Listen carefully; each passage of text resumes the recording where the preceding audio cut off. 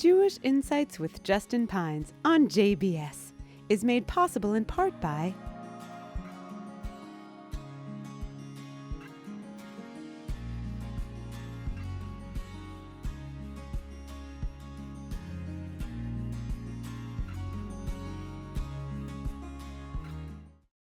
הנה מה טוב ומנועים שבת שחים גם יוחד הנה מה טוב ומנועים שבת שחים גם יוחד. Shalom and welcome to Jewish Insights. My guest today, Rabbi Manis Friedman, is a world-renowned author, counselor, lecturer, and philosopher who combines Torah and Kabbalah with modern wit to captivate audiences around the world. And he is the most popular rabbi on YouTube with over 500,000 subscribers. He is the author of many books, including Doesn't Anyone Blush Anymore? And his two most recent books are, I have right here, Fast Acting, Long Lasting, What You Need to Know for Successful Dating, and very relevant right now, To Win a War the Jewish Way, a guide for post-war sanity. For those who like to keep track of the big Jewish family tree, he is the brother of Avram Fried, as well as the father of Benny Friedman, both of whose music elevate my home and many other homes. And it seems Rabbi Friedman and I are also related because we are both Kohanim. We're both Jewish priests who have descended from Aaron HaKohen, Aaron the priest, the brother of Moshe Rabbeinu, Moses our teacher. Before we begin, I just want to thank my friend Alex Yusupov and his daughter Julie, who first introduced me to Rabbi Friedman's Torah, which has powerfully impacted really the way I think about marriaging, parenting, and what it means to be a Jew. And I'm so thrilled to have you here today. Thank you, Rabbi Friedman. Thank you. All right, so I know the whole world has seen you, but not the JBS world necessarily has all seen you. So if you would mind, just share a little bit, how do you become Rabbi Friedman? Tell us a little bit about your story. Well, as a teenager, I was very inspired, excited by the Rebbe's insistence that you got to go out and change the world. And this is the Lubavitcher Rebbe, obviously. What teenager wouldn't jump at that opportunity? Yes. So go out and change the world. So for 50 years, I was the Chabad Shliach in St. Paul, Minnesota. Mm-hmm. And what we did there, with the Shliach who was there before me, Rabbi Feller, on a whim, we started a program for women who had not had a Jewish education. We didn't know, is it going to work? Is there an interest? We just, And it took off. This was in 1970. It's been going on ever since. So we've had approximately 30,000 women, because it's a crash course. It's not a yeshiva. People come for a maximum of 3 weeks. Women from all over the world, from every kind, every type. In the 70s, they were all coming back from India, from Buddhism, from... Sure. In the 80s, it was all politics, and anyway, every year, every decade, of course, but every year was different. Mm-hmm. So it was an incredible experience. Mm-hmm. Of course, the one theme that was always popular was family. Family problems, family failures. So as a result, we started producing tapes of the lectures. The tapes became books. The books became podcasts, and here we are. Amazing. Say one word. A lot of things the same way you said. Say one word about, were you a student of the Rebbe? What was his impact on you? All of us. Yeah. We were all students. And in the 60s, the world was crazy. Mm-hmm. President Kennedy started the Peace Corps, which I don't know what happened to it. But the Rebbe started the Shlichus. Mm-hmm. Leave town, one-way ticket, go to a city where you're not really invited, and see what you can do. Wow. It's an incredible, incredible lifestyle. The kids get involved. They feel like they are shluchim. They represent the Rebbe and they represent Judaism. It's beautiful. Wow. And one of the themes you kind of mentioned there already was this idea of being in conversation with the world around you. what was going on in the 60s, what was going on in the 70s, what was going on in the 80s. We're coming up in Hanukkah, where one of the kind of, at least from where I'm sitting, one of the core questions that is raised is, how does Judaism in conversation with the local culture? And I know one area you've really, not one area, many areas you've spoken on is kind of what are the Jewish approaches to these core parts of your life? You mentioned family, you mentioned, we talked about raising children, marriage, the afterlife, how to go to your job, all those kinds of things. Share a little bit with me kind of, and I want to go through all of them in no rush. I want to take time and really enjoy them. Let's just start with, first of all, how do you even start thinking about that? Do you think of it as like American culture that's constantly evolving that you're keeping track with, and then Jewish culture and you're noticing when they're diverging? You're able to kind of pinpoint decades, I just heard just now. What's going on now, let's say? Well, whatever is going on, it forces you to rethink the fundamentals. People get stuck in the details, in the temporary. What are the fundamentals? If there's a problem in society, what's missing? Not to counter it with the opposite and fight it. What's missing? Why is this happening? So if families are falling apart and the divorce rate is getting too high, why? And it's not like, they quarrel about money. That's not an answer. There's something fundamentally wrong with the way we're getting married, so that every little disagreement and the whole thing is over. So always finding the fundamentals. And the fundamentals just happen to be universal. Interesting. So it doesn't matter whether I'm talking to Jews, to non-Jews, to religious, non-religious. We're talking fundamentals. So if you want to talk about Hanukkah, Yeah. getting right down to the essence of what Hanukkah is. Okay. We have Passover, we have Pesach. We escaped or was saved from slavery. We have Purim, where the threat was genocide. We have a celebration of the survival or the escape from genocide. What's Hanukkah? What makes Hanukkah different is that we were in Israel. It happened in Israel. Pesach happened in Egypt, Purim happened in Persia, but Hanukkah happened in Israel, which means we were home. We were finally in the promised land. We had the temple, the Beit HaMikdash. Everything was perfect. We were in our most pristine, innocent space. And then the Greeks or the Hellenists came in and robbed us of our innocence. They weren't enslaving us and they weren't out to kill us. But they wanted to inject their thinking and their philosophy and their way of life to replace ours. I mean, the symbol of it all is they offered a pig on the altar. What were they trying to do? Not killing anybody. Right.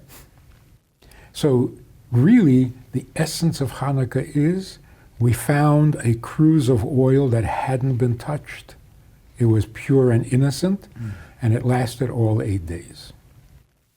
In other words, we regained our innocence. I think that is such an important principle today. I don't know if there's anybody alive who doesn't feel like they've lost their innocence.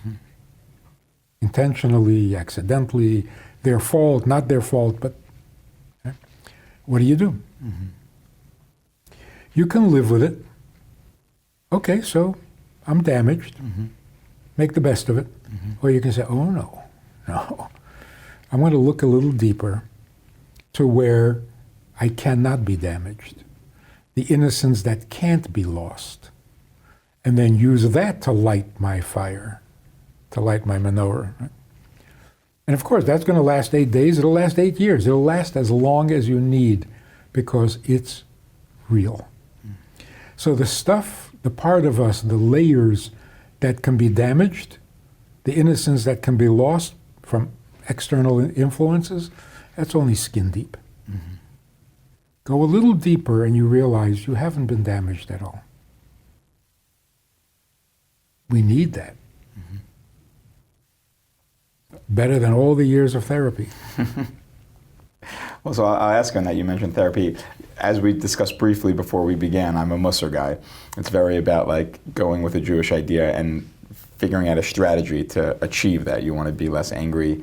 You have different practices to become less angry. You know, hearing what you just described, which is so powerful, how does one go about doing that? How do you re-reach your innocence or come back to your innocence or find that, you know, that perfect crude of oil? So it's all a matter of getting back to basics. You don't want to be angry. You don't want to lose your temper. Well, what do? Well, you fight with your temper. You win, you lose. It's endless and painful and distracting. The worst of it is, it's not even worth the effort. Okay, fine, so now you don't get angry. So, now the world is better? Get to the core of the issue. Why do we get angry? What are we angry about? There's your problem. There were these parents who were asking, is it okay to spank a child? This was a few years ago. Now nobody asks that. Right. But there was a time when people were saying, is it okay on occasion to spank your child? I said, absolutely. Just one condition. Right now, take out a piece of paper and a pen and write down what things you're going to spank your child for. And hang that on your refrigerator. When you get angry at your child, check the list. If it's not on the list, you can't spank him. These were mothers, they sat down with a piece of paper and they just sat there and thought and thought and thought. Can't think of anything. When you're calm, you're like, what am I going to spank him for that? Nah. Right. Oh, for this? Nah. So all of a sudden, you have no reason. So you're not fighting with yourself. You're not biting your tongue. You're not trying to control your temper. You have no reason to get angry. And that's the truth. I don't know how anger became so justified. Sure. But nobody would say, yeah, I stole your watch. You got me jealous. Nobody would ever say that. But yeah, I hit him. Yeah. You got me angry. Yeah. And that sounds justified? Right. How? Why? Sure. So it's not control your temper. It's like, what in the world are you getting angry about? 99% of it just disappears. Right. And you mentioned twice now this idea of getting back to fundamentals. What are the fundamentals? Okay, here's the ultimate pre-Mashiach situation here. For 5,000 years, we have labored under the message that you are needy, you are weak, you're vulnerable, you need protection, you need help from above, you need God on your side. If you behave yourself and you're really good and you're really nice, maybe God will be on your side and you can survive this miserable life. I don't know how we survived. The whole idea is depressing. Right. Or like a promise of an afterworld or something, right? Right, you have to depend on that. You Right. know. We got to change our attitude. I was speaking at a church in Puerto Rico a year ago. Okay. People steeped in Christianity where the message is, you're born in sin, you need to be saved. I thought, listen, they asked me to come speak. They're gonna have to hear what I have to say. Sure. I said, get off your knees. Stop using God for your benefit. It's time to serve God. Don't tell God what you need. Ask God what He needs and do it. Because you were born to partner with Him in making the world godly. So stop using God, start serving God. The reaction was, oh yeah, sure. It's so true and it's so sensible, you can't argue with it. Right. It makes for a much happier existence. I'm not in trouble, I'm not suffering, I have some problems. That's not what it's about. I can serve the Creator and partner with Him. Wow. What a relief. And what a compliment. It's just perfect. That is the message for our generation. Everything else will fall away. You won't need therapy because it's not about you. That itself is a great relief. So this is a message that everyone in the world needs to hear. The most religious, who are hoping that God will be on their side and let them into heaven when they die, which is such a depressing way to live. Right. I got to make it through this life to get to another one. It's so depressing. Right. And it's not true. We didn't come to earth in order to go back to heaven. That's just, what kind of plan is that? Right. You come from heaven, you come down to earth, you live 80, 90 years, and then you go back to heaven. The only difference is, if you blow it, you don't go back to heaven. Well, thank you very much. What is the purpose of this? Okay. So why are we here? We're here because God created a world that is the lowest of all possible worlds, ours. But He created it for us to repair, so that it becomes godlier than heaven, not back to heaven. The ultimate is life on earth becomes eternal. We stop dying, because it's a terrible idea. This dying has got to stop. Sure. It's got to be temporary. It only came because we ate from the tree of knowledge. How long can you suffer from one fruit? Right. So it is temporary. The ultimate future is life on earth in its most perfect godly state, which is greater than heaven. The angels can't even relate to this. That's exciting. Let me ask you two questions. I'll do one at a time. The first is, so your message around serving God resonates deeply for me personally. I can imagine someone else listening to this and saying, what if I don't believe in God? What does it mean to serve God, or why should I serve God if I don't believe in God? Very good question. And I actually had this experience. I'm sitting and talking to a student who tells me that there is no God, he doesn't believe in anything, the whole thing is a myth. When he finishes, I said, you know, it's very sad because God is actually depending on you to fix your little piece of the world. He says, really? He's interested. I tell him to believe in God, not interested. I tell him God is depending on you. Oh. So all of a sudden, forget the atheism. Because we're really not looking for a faith. Nobody cares. What do you believe? What's the difference? I do believe, I don't believe. How is that going to change anything? What people want to know desperately, consciously or subconsciously, is, where do I fit in? Why am I here? So you tell me there's a God. Fine. You didn't answer my question. And if you tell me, well, now that you believe in God, you know that you can rely on Him to save you from all your problems. Thank you very much.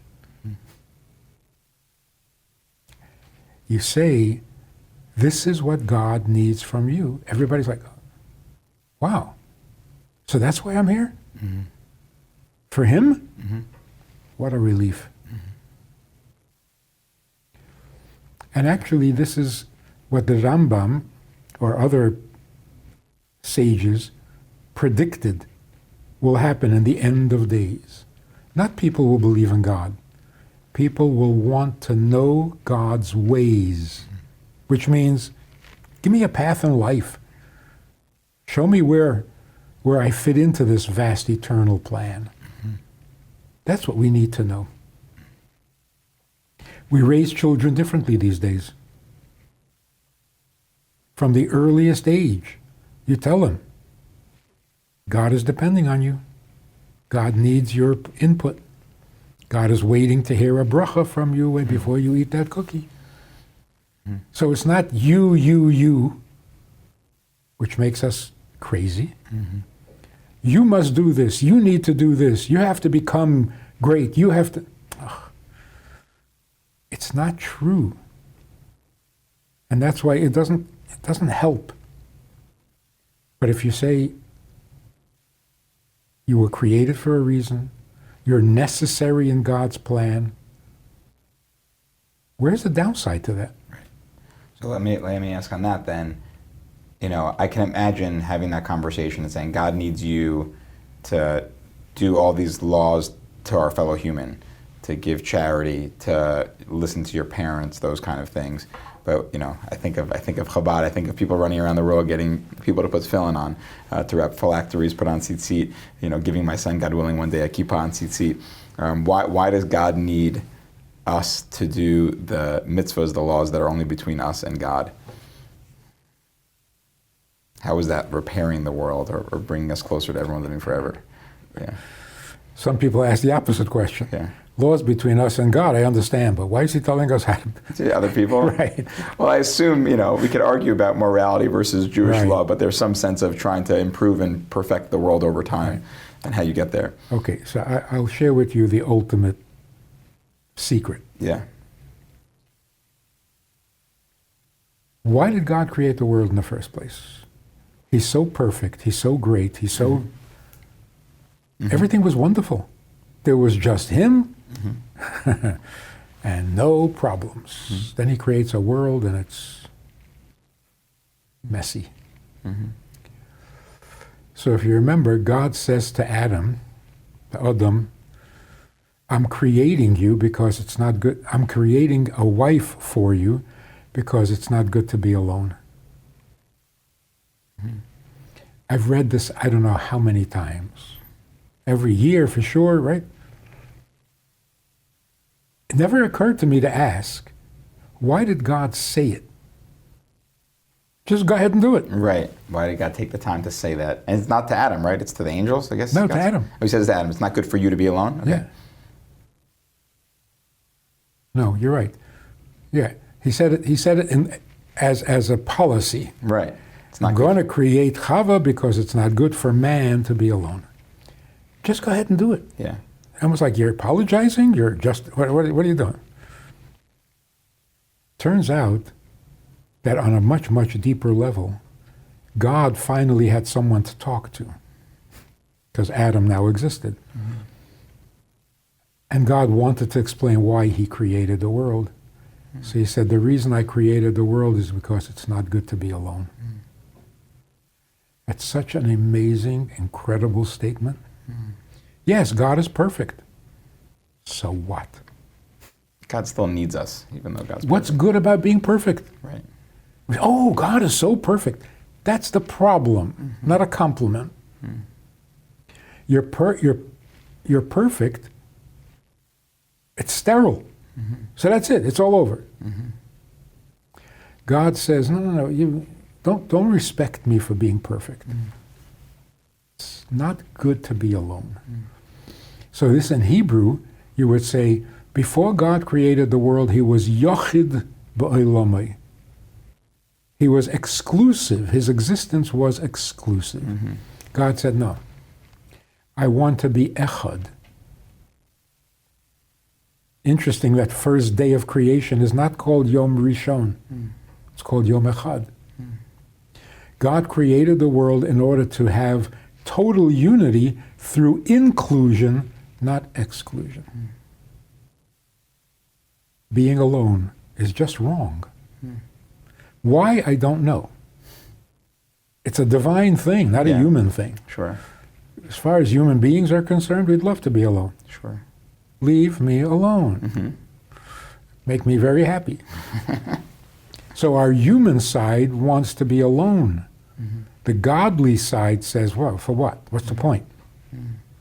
I got to be me? What's the point? And by the way, you are you. And you can't not be you. So what are you? I did it my way. Of course you did it your way. How else would you do it? This is nonsense. You got to love yourself. I love myself. Why do you think I'm so depressed? Because I love myself. I don't like what's happening to me because I love myself. So all this self-focus is so unhealthy. High self-image, just the flip side of the coin of low self-image. The healthiest way to be is, it's not about self. It's about who needs me, not about my needs. Wow. So that transitions us nicely then. You talked about Adam being alone, and you talked about serving God. Talk to me a little bit about marriage. Like what's going on there? What's marriage really about? This is what we're getting Not the to. American way. So here God says, the reason I'm creating you is so that I'm not alone. Okay. Now I exist. Happy? No. I need 613 commandments. So did God create us to not be alone? Or he created us to do this very complicated... Of course, God doesn't want to be alone. So what he really needs out of creation is us. Just to have us. That's it. But he doesn't want us fighting him, against him. So he tells us everything about himself. I created the world in 6 days, and I rest on the 7th. Well, good. Why do I need to know that? Because now I want you to rest with me. So during the 6 days when I'm creating, create alongside with me. On the 7th day when I rest, rest with me. So all these commandments are God's personal preferences, and he tells us about it so that we can join him. It's very much like a father who's sitting at the Shabbos table, celebrating Shabbos, a holy day. His kid doesn't want to come to the table. This is a crucial decision that can make or break the family. If the father says, get over here, you're supposed to be keeping Shabbos, that child is gone.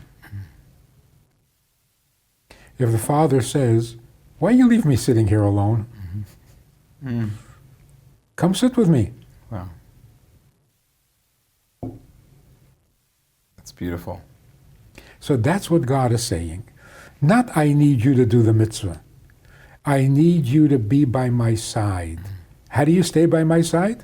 Let me tell you where I am at every moment so that you know where to meet me. So on Pesach, I don't want bread. So you should also not eat bread. I hate pork. You should also eat. So it's not, I need you to do this. I need you to be with me. And this is how you be with me instead of distant or antagonistic or rebellious. Beautiful. While you're on that line, I just got to ask then, in the Chabad world, there's this not singular, but heavy focus on encouraging people to put on tefillin, to wrap phylacteries. There's all these videos of them catching famous people, really very interesting things. Even people going to people that are at anti-Israel protests, trying to, while they're walking, put on their tefillin. Why that? Why the focus on that, and how does that fit into your framework around being with God? See, the message behind it is, I'm not asking you to become religious. I'm not asking you to change your life. But if you have 5 minutes and you can do something you don't need, it's what God needs from you. Can you have 5 minutes for God? Wow. It can save you a lot of therapy. Step out of yourself. It's so healthy. But that is the good news for the world in general. How many people, 8 billion people in the world, how many people complain? I have a boring job. I hate my job. I work on an assembly line. It's so degrading. It's so dull. It's so... Anything we do that makes life on this planet better is serving God's purpose. Whoever invented the electric toothbrush, guaranteed a seat in heaven. It's not just something he did to make a living or to... Right. If you're doing something that makes life on earth better, you're serving God. We were created to improve God's creation. I'd like to give you an example. This Japanese gardener who just loves flowers and beauty, and every time he sees a neglected lawn, he can't stand it. So he goes over and he pretties it up, makes it beautiful. He makes this lawn beautiful, and suddenly a guy comes over and gives him a check. He says, "What is this?" He says, "That was my lawn. You just made my lawn beautiful." If you make life on earth a little better, who benefits? Most. The Creator. Right. To make it really dramatic, if the world ended tomorrow, just ends, fade to black, nothing, everything's gone, who would care? Would it be a tragedy? To whom? Right. Only to God. So we don't really need this. The Creator needs it. So if you make the world a little better, that's not selfish. That's serving God. So any guy who works on an assembly line, any guy who produces or even mails out the product, if it's a helpful product, you're serving God. Don't think of it as a boring job. How else would you serve God? Become a philosopher? Become a saint? No. Every day you spend your day serving God. I want to ask a question on that also. So I'll ask it up in the sky, and then I'll ask it practically, if you'll permit me. So I think one of the questions I remember struggling with as I approached my marriage, when I was first getting married, was this sense of feeling sometimes, am I serving God or am I serving my wife? And then certainly now that, or myself, great. Yeah, agree. And now that I have kids, serving my wife, serving Hashem, serving my kids. Practical example, this week, unfortunately, a close family friend passed away. His son is sitting Shiva. Minyan is 7:30 to 8 every morning at the Shiva house.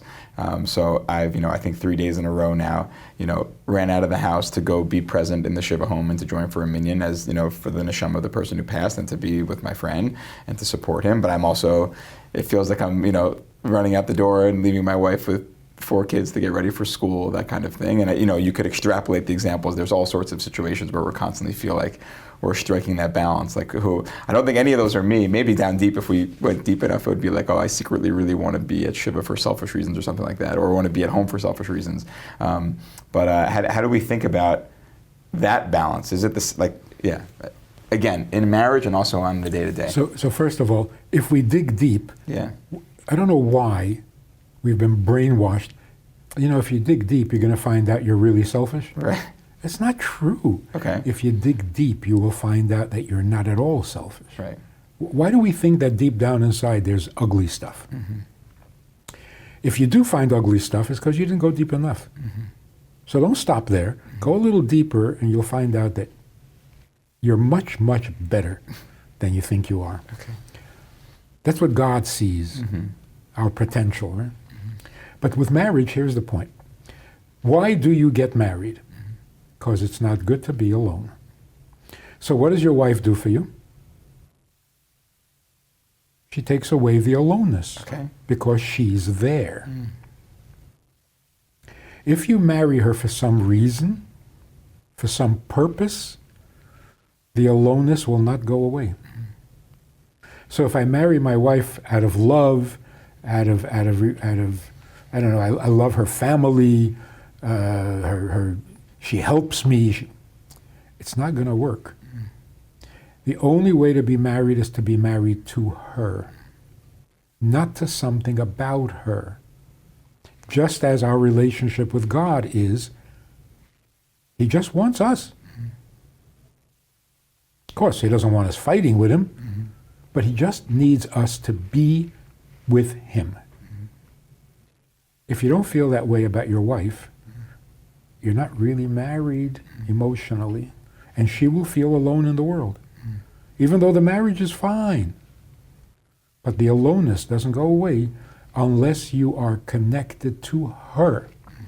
So this guy says to me, I love everything about my wife.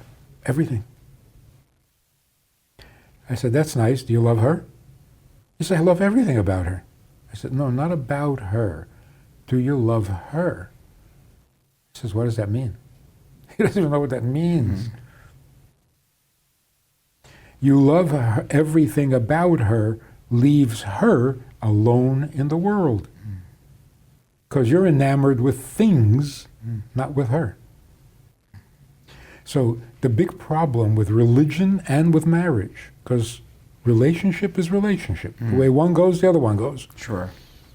The big problem is love. I don't know who made religion a love fest. God loves you, you love God, it's perfect. No, it's not. It's narcissism. And we're dying from narcissism. It's killing us. Love is a thing. You say God is love. Oh, that means that love is God. Love can't be God. Love is just a thing. You can't be married out of love. Obviously. If you marry for love and the love goes away, there's nothing else to the relationship. Okay. Marriage is over. You marry so that you have her. How do you have her? Well, not if you're going to fight every day. So if you love her, yeah, that helps. If you respect her, that helps. If you buy her some diamonds, that helps. Right? So whatever it takes, and God does the same thing. God says, I need you. How am I going to have you? Well, first I have to reveal myself and tell you everything about myself so that you know where I am. Then I have to provide all sorts of things that didn't exist, like love, kindness. So will kindness help us stay together? Fine, I'll invent kindness. Will mutual respect? Fine, I'll create all those things just so that I can have you. So I love you, not because I want love, but because I need you. And love will connect me to you. But you are bigger than the love. So like in the first paragraph of the Shema, like Be'ahavta et Hashem God, b'chol levavcha, b'chol nafshecha, b'chol madecha, you should love God with all your heart, with all your soul, with all your might. The focus is not on the loving. The focus is that we're using all of those things to connect with God, and love is a vehicle to get there. That's why we say the Shema first. First, God is God. Then you love him. And then the third paragraph is, and if you don't love him, we'll work it out. Right. Right? Right. In the end, it'll all be good. Yeah. So this is a crisis in marriage where we're too focused on things, particularly love. This couple came to me and said, we're very much in love and we want to get married. Would you do the wedding? I said, you're in love? They said, yeah. I said, too late. Then what are you getting married for? You get married for love, you already have the love. Leave it alone. What are you getting married for? Sure. So you get married to go way past the love, to really connect with this person. So, for example, if a wife asks, what do you love about me? Don't answer. You get yourself into trouble. Right. Change the subject. Is it hot in here? Why'd you marry me? Don't answer that. Okay. Because whatever you say is wrong. Okay. I married you because what would I do without you? Best answer. I married you because you have to be in my life. For what?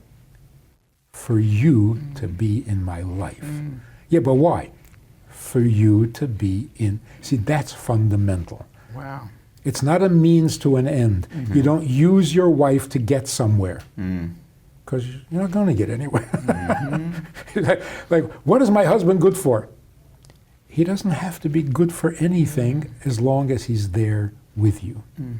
That's what you married, an other. Mm. Wow. And that's the part that is the hardest to love. Mm-hmm. I love the fact that you're not me. Mm. Well, that's usually what upsets me. Mm-hmm. But that's the part I need to be connected to.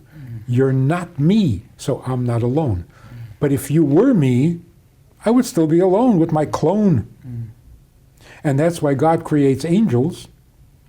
Doesn't do it for him. He's still alone. Mm-hmm. The angel is just more of him. Right. The fact that we can defy God or love him, that means that if he has us, he's not alone. But if we didn't have free choice, just more of him. Right. The same is true with marriage. Wow. Yeah, but you didn't. Nothing about your wife is more important than your wife. You got to say that every day, 10 times a day. Nothing about your wife is more important than your wife.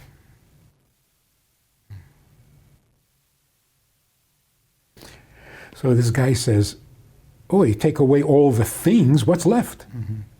Oh, that is sad. And that's what your wife is unhappy about. Knowingly or unknowingly, she feels it. When your husband is out of town, I said to this woman, when your husband is out of town, you miss him? She says, yeah. I said, what do you miss about him? She says, he's not in town. I miss him. Mm-hmm. Oh, so you do know what him means. Mm-hmm. The problem is that when he comes home, it immediately becomes about something. Mm-hmm. Okay, now you can take out the garbage. Right. You miss him. That's marriage. Mm. Otherwise, it's just a roommate with good house rules.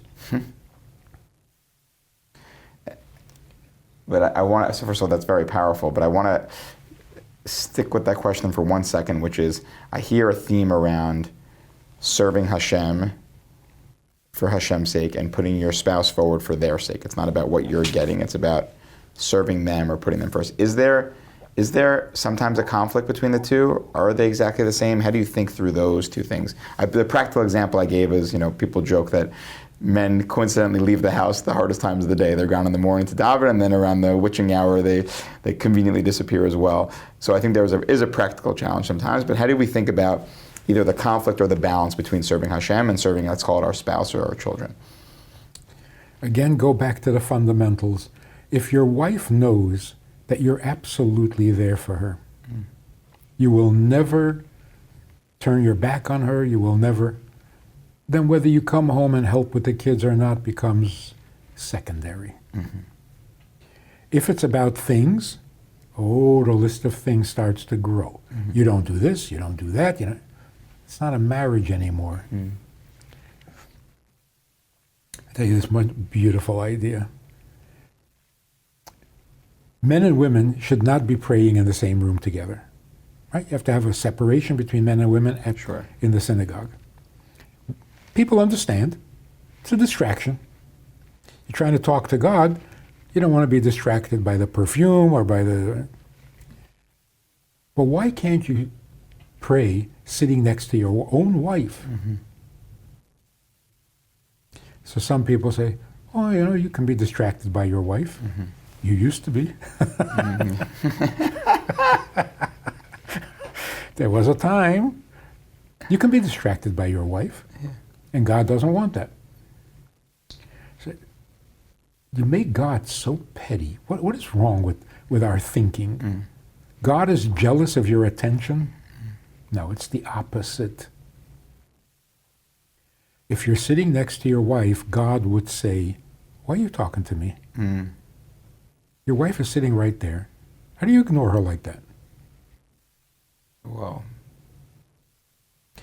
I mean, whose idea was marriage? right. So God invents marriage, actually organizes who you marry, Yeah. and then is jealous because...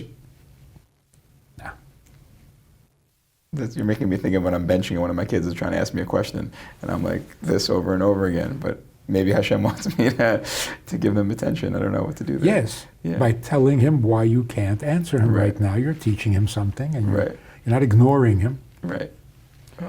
But that's like... Look, the key to a good marriage, Mm-hmm. it's so simple and it's so fundamental. You have to have pity. Rahmanis. Kindness is not enough, because kindness is too generic. A kind person will be kind to anybody. It's not personal enough. Compassion is much more personal. I mean, you don't just walk around the streets feeling compassion. If someone is in trouble and it bothers you for some reason, that's compassion. But the fact that somebody else's problem can bother you, that digs very deep. That gets past your defense immune system. You've let that person get to you. You love somebody, they haven't gotten to you. You love them. You're still yourself. You haven't opened yourself up at all. In fact, you strengthened yourself. When you feel compassion, the bubble that protects you has been breached. Somebody has gotten through your defenses, past your defenses. Everyone married must feel compassion for the person they're married to. What is the compassion? I feel so bad for you that you have to be married to me. I mean, if you think about it, it makes a lot of sense. Explain. No one is easy to be married to. No one. I asked these women, who do you think is easiest to be married to? A perfect saint? They said, oh, no. I said, a perfect sinner? Oh, no. A guy who can't decide? No. So, Yeah. it is not easy to be married to me. So I have to have a certain compassion on my wife that she has to put up with me. If I think, no, I'm perfect. I am so easy to get along with. I don't know what's wrong with her. Yeah. First of all, you don't know yourself. Yeah. You're not that easy. No one is. If we don't feel that compassion, we haven't allowed ourselves to be vulnerable. Love doesn't make you vulnerable. It can be very selfish. So the first vulnerability is, you know who you're marrying? I feel so bad for you. I'll try my best, but... So everyone has to feel a certain amount of compassion. Otherwise, you're not realistic. What, hard to be married to me? Yes. Yes. Second thing is respect. It is horrible the way you hear people talk to each other. The most popular guy in the synagogue, the most popular guy at work, the guy who is the kindest, the nicest, the most... At home, he's a monster. How did that happen? How did that happen? He lost respect. It's not hard to lose respect for somebody you see day in and day out, not at their best. So that famous expression, familiarity breeds contempt. Whoa. Contempt? Who do you have contempt for at the synagogue? Nobody, because you're not that familiar. But when you get familiar with your wife, it almost always breeds contempt. That's an ugly word. And it's shocking. That's why women always complain. My husband is a monster, but no one will believe me. I must be crazy because he's the nicest guy. Yeah. So, maintaining respect. It is a real talent. You can be married to someone for 20, 30 years and you haven't lost respect. That's something. One of the things about maintaining respect is maintaining dignity. Don't make it hard for your spouse to respect you. So if you lower your standards, you're a slob at home, you think it's not going to affect their respect. Wow. You run around in your underwear. Yeah. What is that going to do? Add dignity to your... Right? It's like the fathers who say to their teenage daughters, hey, you can't go out dressed like that. If she's dressed like that, tell her to go out. It's much more important how she dresses in the home because she doesn't need respect from strangers.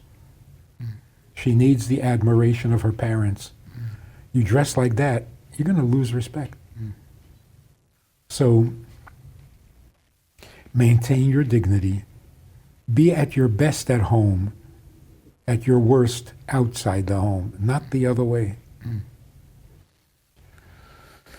So these two things, compassion and respect, will keep your marriage strong.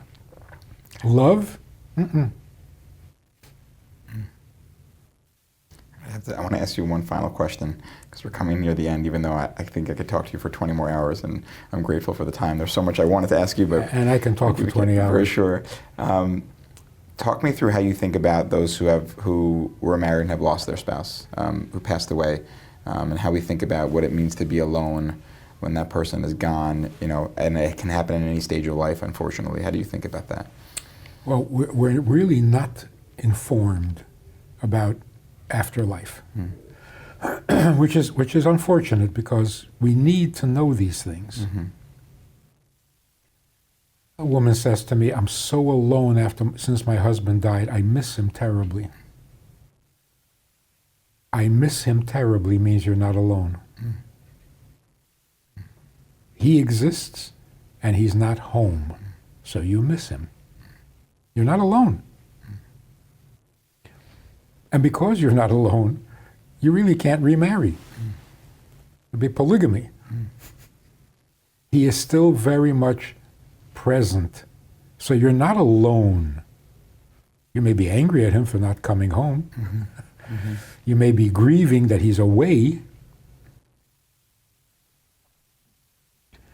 Souls don't die. But that doesn't mean they become angels like in Christianity.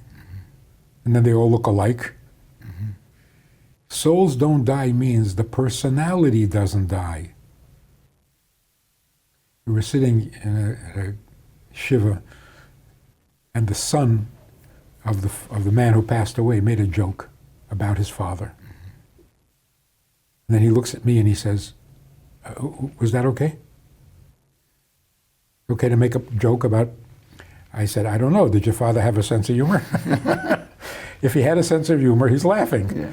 If he didn't have a sense of humor, I'm leaving. You're in trouble. As you would be when he was here. Right. So the personality doesn't change. Only the ugliness goes away. But if he was ambitious when he was alive, he's still ambitious. If he was artistic, he's still artistic. You're saying like his soul? Yeah. Okay. He is still him. And he's going to come back and be him in the resurrection. So that we need to know the person doesn't die. Just the body, which was never really alive, is not getting life from the soul. But the soul is complete.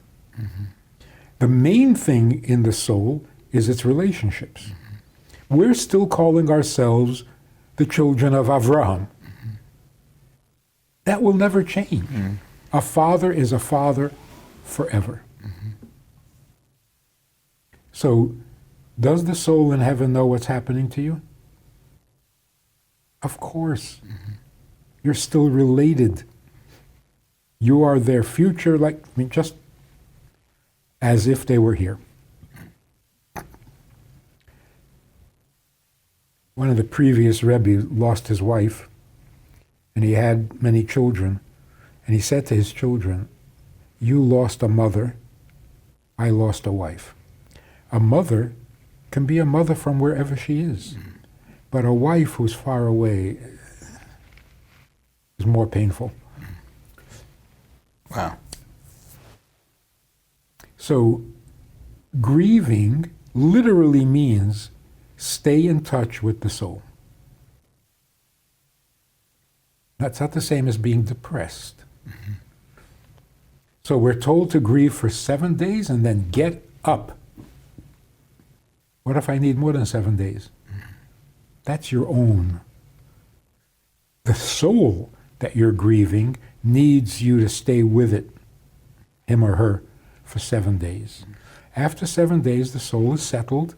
You can go now. So if you don't want to go, that's your own issue. That's not about, right? So grieving is literally a continuation of the funeral.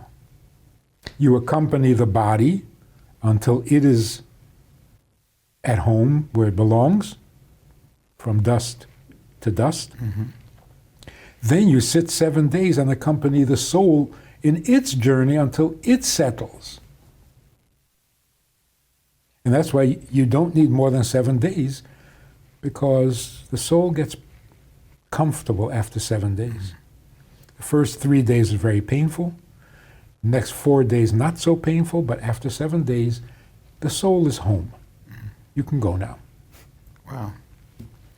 All right, I'm sad that we have to end the conversation here. There's so much more to discuss, but please God, we'll have you back with your permission. I just want to say before we go, people who want to find out more about Rabbi Friedman, you can go to his YouTube page. You can go to itsgoodtoknow.org. The 2 most recent books, Fast Acting, Long Lasting, What You Need to Know for Successful Dating, and To Win a War the Jewish Way, which we didn't even get to. Well, maybe next time. How do we think about winning a war in a Jewish way?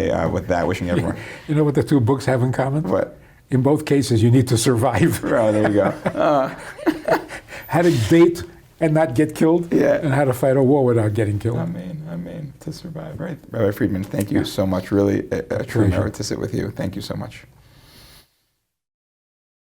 President and congregation of Yosef Yitzchak and Elizabeth. God bless you. I was here before you people, and I told you all the time in the shul, the name of all Yosef Yitzchak, and he told us not to postpone, to tie up the year. And we start on this Shabbos, the first Orthodox meeting between the shul and the Orthodox shul, and with Hanukkah tonight, like the Rebbe said before, we're going to make a Hanukkah with Knesset. You have started the building. We built already the whole building, and we made it the Orthodox synagogue, and now we're starting this Shabbos, the first Orthodox meeting. Then the other Shabbos you put there a Zoket Mishke. Yes, we have And that will take the honor to put there in the best dollar. Thank you very much. To let you the message to put the building. Because no matter better bless you to have good news already, even in the party in the private sector. Thank you. Surely spirit. And happy Hanukkah and happy Tefillin. I want to wish you That very is tonight. Thank you very much. Thank you. You're welcome. Surely spirit.